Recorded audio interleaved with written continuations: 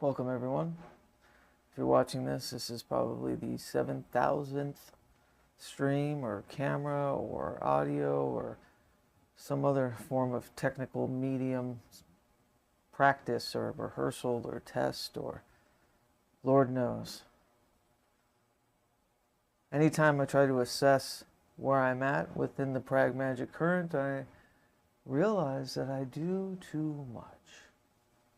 But there is reprieve, a confluence of things. I see things breathing and generating and converging from the disparate practices, or once thought disparate practices, of hauntomancy, divergent magic, of Revel Rosz's music, of Audiomancy, of We the Hallowed. All of it seems to be combining. And yes, this is technically one of the many tests. In the back of my mind, and without letting you on too much, this is a new camera and a new wireless microphone apparatus. And it seems to be working. That is, if I don't trip over cabling or a battery dies or, God forbid, my tripod falls over again. If only you could see the blunders afoot of trying to do these things alone.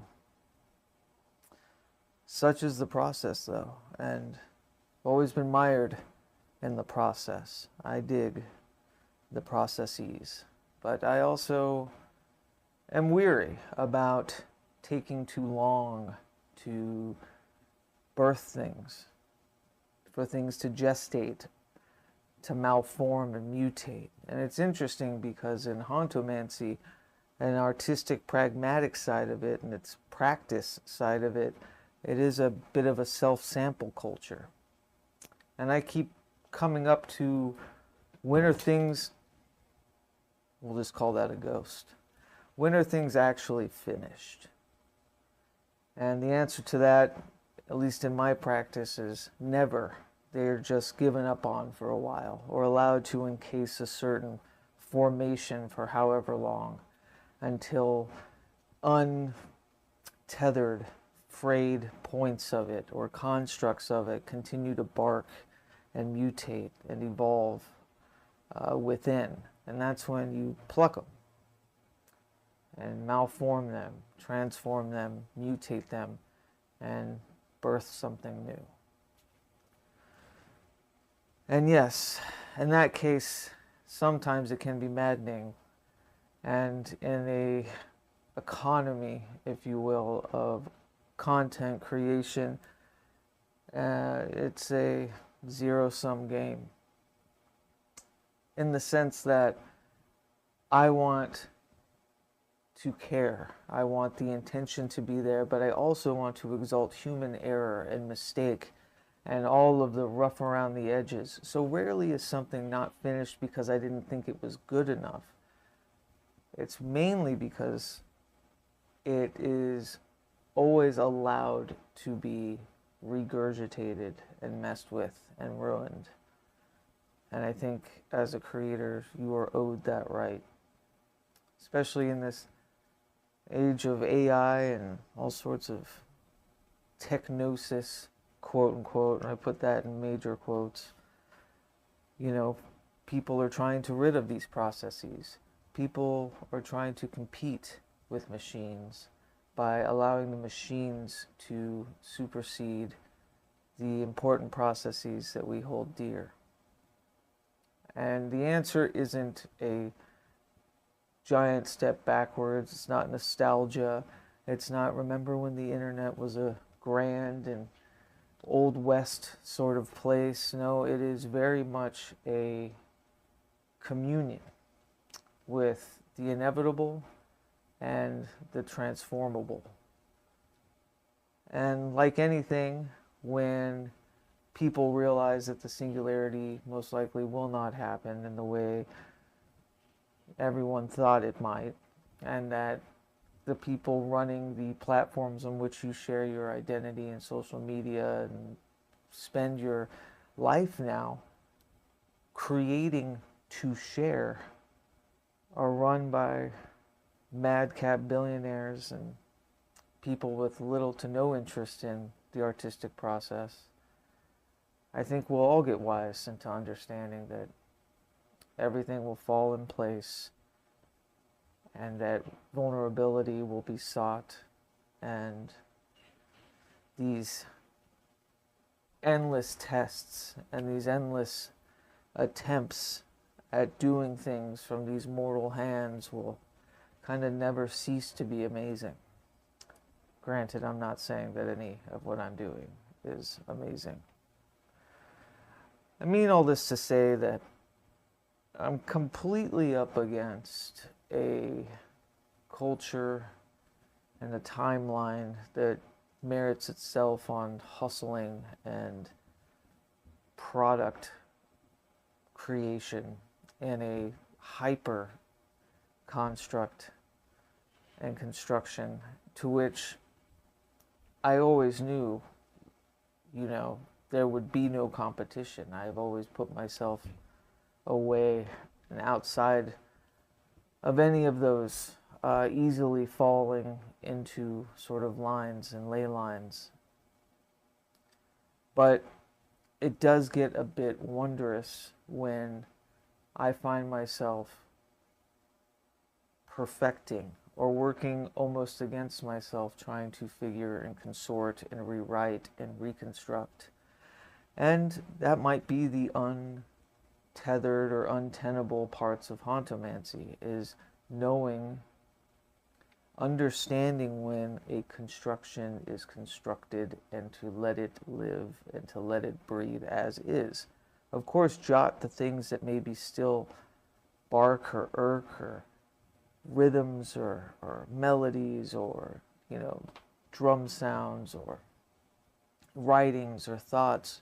Make a note, log that, allow that to branch off and mutate in other ways, but not at the expense of the initial intention, which is to construct something worthwhile and timeless and interesting and human. And I think I'm just forever battling against this accepted notion of content. But, it is what it is. That all said, I'm also mired in the wondrousness of platforms like Patreon and things outside the purview of wide-eyed, viewability. So I'm happy to share in the processes of drafts, of writing, of camera tests, of improvised monologues, whatever the fuck this is. Whatever expansive thing this might be, when initially it was just supposed to be a camera and microphone test. But who knows? Like the 4-track demos of Lou Barlow and Sebado, or, the bedroom operatic constructions of a Daniel Johnston. Perhaps the medium is the message as well, and that lo-fi, low effort is part of the intention. And I hate that term, low effort. Let me excise from the record. There's nothing low effort about 4-track demos, and those of you who know. It's actually quite a fevered process, creating such things. But more so, it's about the specter of knowing when something is finished. Yes, it might not have the ironed out or perfect, expanded upon original vision, or, you never were able to fit an orchestral section on that 4-track cassette tape. But you know what? It sounds ready as is. And that's great too. There needs to be a place for that.